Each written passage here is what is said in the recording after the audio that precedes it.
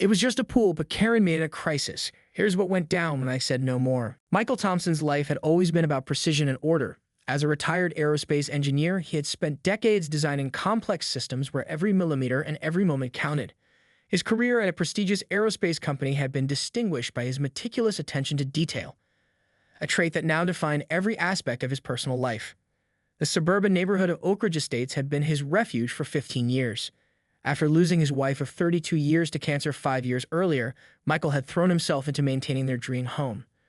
Margaret had been an avid gardener, and continuing her legacy became Michael's most profound connection to her memory. Every plant, every carefully pruned bush, and every precisely laid stone path was a tribute to her love for their shared space. His home sat on a quarter-acre lot, a testament to careful planning and continuous maintenance. The lawn was always a perfect shade of emerald green, cut to exactly 2.5 inches, a measurement he had calculated as the optimal height for grass health and aesthetic appeal. Flower beds burst with carefully selected perennials that Margaret had originally planted, now maintained with the same engineering precision that had defined his professional life. Recently, the neighborhood had begun to change. Young families were moving in, replacing the original residents who had lived there for decades. The Reynolds family had been the latest addition, moving in just 6 months ago. Their home, which had been owned by an elderly couple who had maintained it impeccably, now showed signs of youthful chaos. Michael first noticed the problem when he saw Karen Reynolds' children cutting across his carefully maintained lawn. To him, this was more than just a minor irritation. It was a violation of a carefully constructed ecosystem. The paths trampled by the children threatened the delicate root systems of his plants, compressed the soil he had carefully cultivated, and disrupted the symmetry he had worked so hard to achieve. At 57, Michael was not the type to confront neighbors easily.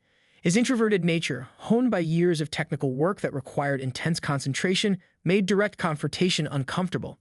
He preferred solving problems systematically, documenting issues, and finding logical solutions. But these children, and by extension, their seemingly oblivious mother, were testing the limits of his patience. Each time the children crossed his yard, Michael would watch from his study window, his hands clenched around a cup of precisely brewed black coffee. He measured the damage with a trained eye, noting the crushed grass blades, the disturbed mulch, the potential long-term impact on his meticulously maintained landscape. This was more than just a property dispute.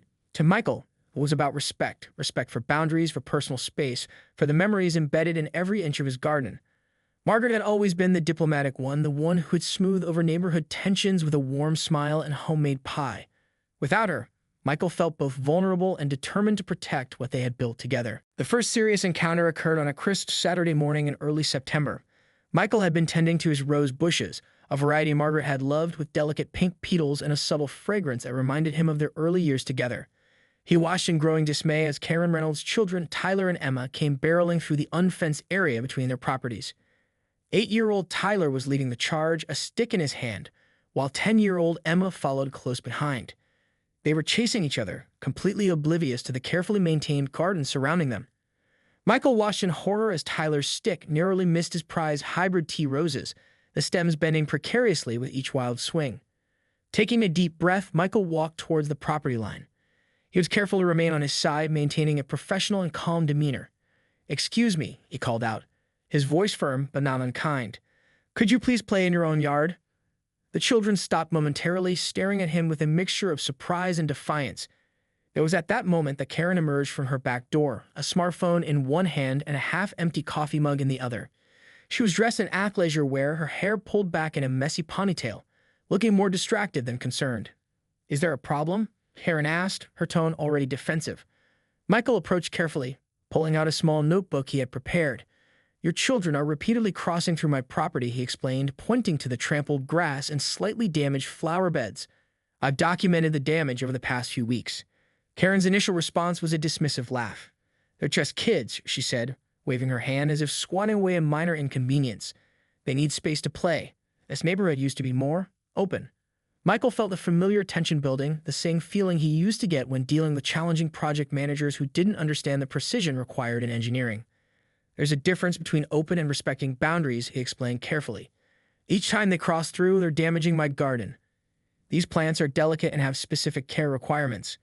Emma rolled her eyes, while Tyler began to pick up another stick, seemingly preparing to resume their earlier game. Karen seemed more interested in her phone, occasionally glancing up. "Kids need to be kids," she repeated, her attention already drifting. What Karen didn't understand was the deeper significance of Michael's garden. Each plant was a memory, each carefully maintained bed a tribute to Margaret. The roses she was dismissing were the same variety Margaret had cultivated for years, each one a living reminder of their shared life. Perhaps we could discuss setting some clear boundaries, Michael suggested, trying to maintain his composure. He pulled out a small sketch he had made, showing the property line and suggesting a potential compromise, a clear path the children could use that wouldn't damage his carefully maintained landscape. Karen barely glanced at the sketch. "We'll see," she said, which Michael knew was code for "I'm not really listening." The children had already started to drift back towards his garden, their previous game momentarily forgotten, but their potential for destruction very much present. As Karen turned to go back inside, Michael realized this would not be a simple resolution. The confrontation had achieved nothing, and he could already see the potential for a more significant conflict brewing. His engineering mind began to calculate solutions, documenting everything, preparing for what he sensed would be a more challenging interaction in the future. The weeks following the initial confrontation saw a systematic destruction of Michael's carefully maintained garden. What had begun as occasional careless trampling evolved into what seemed like deliberate vandalism. Michael's engineering background kicked into full gear as he began a meticulous documentation process that would make even the most rigorous project manager proud. He purchased a weatherproof digital camera with a timestamp feature, positioning it strategically to capture the repeated incursions. Each morning he would wake at precisely 5:45 a.m., a habit from his aerospace engineering days, and conduct a thorough inspection of his property. The damage was becoming increasingly difficult to ignore. His prized heirloom tomato plants, which Margaret had first planted years ago, were the first to suffer significant damage. Stems were broken, delicate fruits crushed into the soil, leaving behind a trail of destruction that felt deeply personal to Michael. The hybrid tea roses, those same pink beauties that held such sentimental value, now sported broken branches and torn petals. One particularly devastating incident occurred during a weekend when Michael had been preparing a special section of his garden. He had been cultivating a rare variety of lavender carefully imported from a specialist nursery in Provence. These plants represented months of research, careful soil preparation, and meticulous care. When he discovered them completely trampled, with Tyler and Emma's footprints clearly visible in the destroyed bed, Michael felt a rage he had rarely experienced in his carefully controlled life. He began to keep a comprehensive log. Each entry was dated, timed, and included detailed photographs and measurements of the damage. The log included date and time of incident, specific plants or areas damaged, estimated cost of replacement, photographic evidence, potential trajectory of continued damage. The Homeowners Association documents became his next area of focus. Michael spent hours reviewing the neighborhood bylaws, understanding his rights, and preparing a potential case. His engineering precision translated perfectly into legal preparation. He knew documentation was key. Every piece of evidence carefully collected, every incident meticulously recorded. Neighbors began to take notice. The Petersons, an older couple who had lived in the neighborhood nearly as long as Michael, would occasionally approach him with sympathetic looks. "Those kids are out of control," Mrs. Peterson would say, shaking her head. But no one seemed willing to directly confront Karen about her children's behavior. Michael's approach was methodical. He wasn't looking for a confrontation, but protection. Each damaged plant felt like a personal loss, a further erosion of the space he and Margaret had created together. The garden was more than just land. It was a living memorial, each plant a testament to their shared life. As the damage continued, Michael realized he would need to take more definitive action. The passive approach was no longer working. His carefully maintained sanctuary was under siege, and his documentation was building a case that would soon demand more than just polite conversations. The final straw came when he discovered not just damage, but what appeared to be intentional destruction. A carefully planted row of Margaret's favorite hydrangeas, blue blues that matched the color of her wedding dress, had been completely uprooted. Muddy footprints surrounded the destroyed plants, and Michael could see the distinct shoe prints of Tyler's sneakers. This was no longer just about property lines. This was about respect, about preserving memories, about maintaining the sanctity of a space that held so much meaning. Michael knew his next steps would need to be decisive, documented, and impossible to ignore. The morning of September 23rd started like any other for Michael Thompson. He rose at 5:45 a.m., brewed his precisely measured coffee, 2 tablespoons of Colombian roast, water heated to exactly 195 degrees Fahrenheit, and looked out the kitchen window. Something felt different. The air was crisp, a hint of autumn's approaching chill, and something in the garden seemed amiss. Michael stepped outside, still wearing his worn navy bathrobe, a gift from Margaret years ago. The moment his feet touched the carefully maintained lawn, he saw the devastation. His newly planted rose bushes, a rare variety he had spent months researching and cultivating, looked like they had been attacked by a small tornado. Tyler and Emma Reynolds stood in the middle of the destruction, seemingly caught between mischief and shock. Tyler held a broken branch like a sword, while Emma jumped from one crushed flower bed to another, her shoes leaving deep, muddy imprints. What made Michael's blood pressure rise was Karen, who stood on her back porch, smartphone in hand, seemingly more interested in a text message than her children's destructive behavior. "Stop!" Michael's voice cut through the morning silence. It was louder and more forceful than he had ever spoken before. The engineering precision that had defined his entire career now mixed with a raw, emotional urgency. Tyler, emboldened rather than deterred, began to swing the broken rose bush branch like a makeshift weapon. Leaves and delicate petals flew everywhere, each movement a fresh wound to Michael's carefully cultivated garden, and took his memories of Margaret. "These are Margaret's roses," Michael said, his voice suddenly soft, almost breaking. He walked closer, his movement deliberate. The children stopped, something in his tone momentarily freezing them in place. Emma, the older child, seemed to sense something different. She looked at the destroyed flower beds, then back at Michael. For a moment, there was a flicker of something, shame, perhaps, or understanding. But Tyler was a different story. The 8-year-old continued his destructive dance, now using the branch to beat at the remaining rose bushes. Each strike felt like a personal assault to Michael, not just to his garden, but to the memory of his wife. Karen finally looked up from her phone. "Tyler, stop," she called out, her voice more of a half-hearted suggestion than a serious command. She made no move to actually intervene. Michael's hands were shaking, not from anger, but from a deep, visceral pain. These roses were more than just plants. They were living memories of Margaret. Each bush had been carefully selected, planted with love, nurtured through seasons of grief and healing. And now, in mere moments, they were being destroyed. The calculation began in Michael's mind. He had documented over $1,247 in damages already. The rare rose variety he had cultivated would cost nearly $500 to replace. But the emotional cost? That was immeasurable. As Tyler continued his destruction, something shifted in Michael. The passive, methodical engineer was gone. In his place stood a man protecting the last tangible connection to the love of his life. This was no longer just about property lines or neighborhood disputes. This was about respect. This was about memory. This was about preserving something precious in a world that seemed increasingly careless. Michael knew, in that moment, that he could no longer remain silent. The breaking point had been reached, and something would have to change. The decision to install a fence was not made lightly. Michael approached the project with the same meticulous planning he had once applied to complex aerospace engineering projects. He spent 3 full days researching local zoning laws, homeowners association regulations, and fence installation requirements.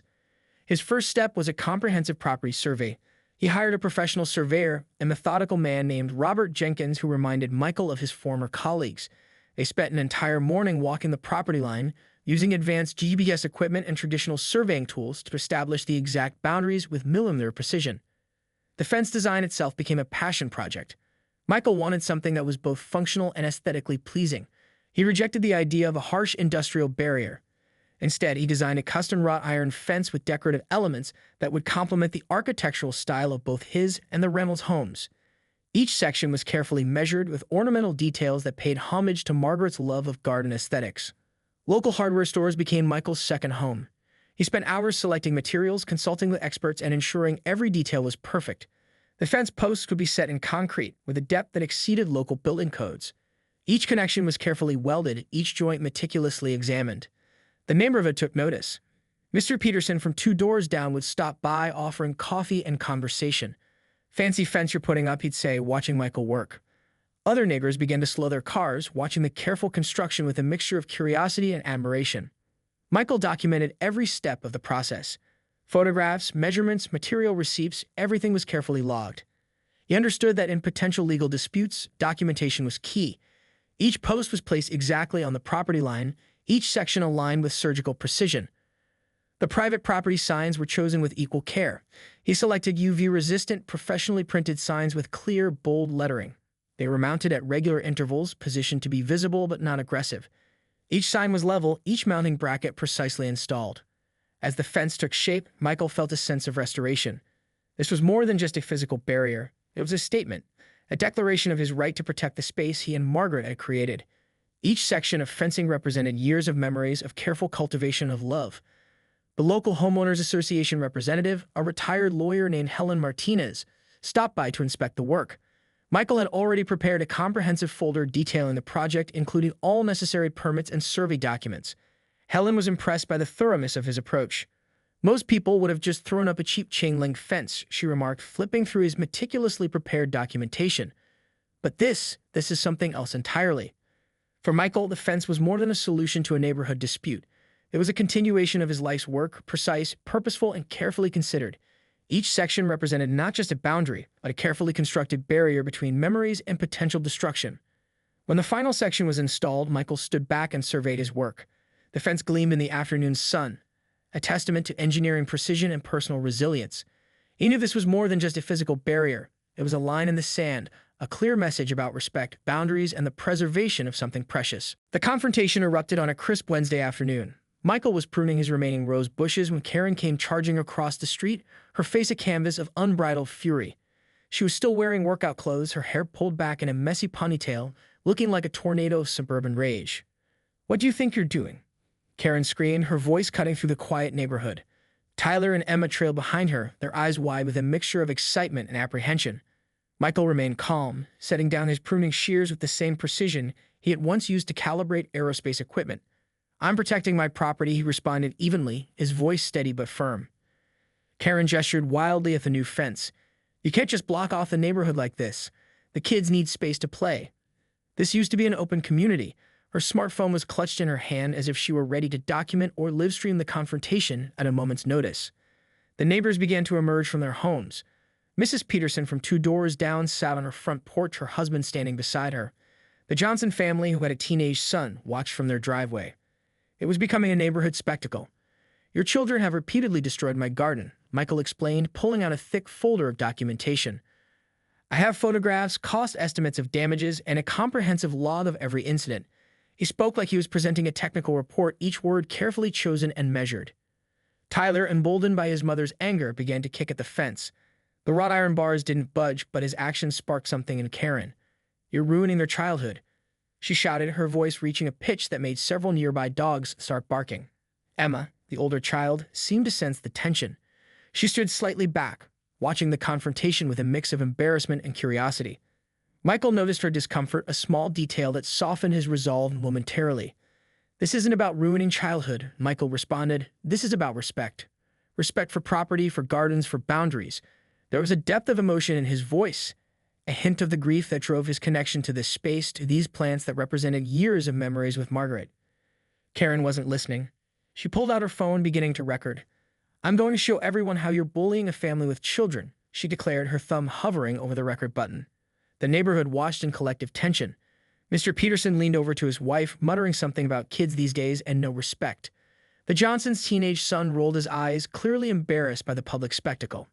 Michael stood his ground. Years of engineering discipline, of managing complex projects, of dealing with difficult colleagues. All of this crystallized in this moment. He was calm, collected, but there was an unmistakable steel in his demeanor. "I have all the necessary permits," he said quietly. "Every inch of this fence is legal, documented, and within my rights." He pulled out additional paperwork from his folder, survey documents, permit approvals, precise measurements.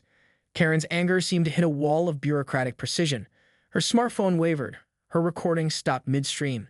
For the first time, she looked uncertain. The neighborhood held its breath. This was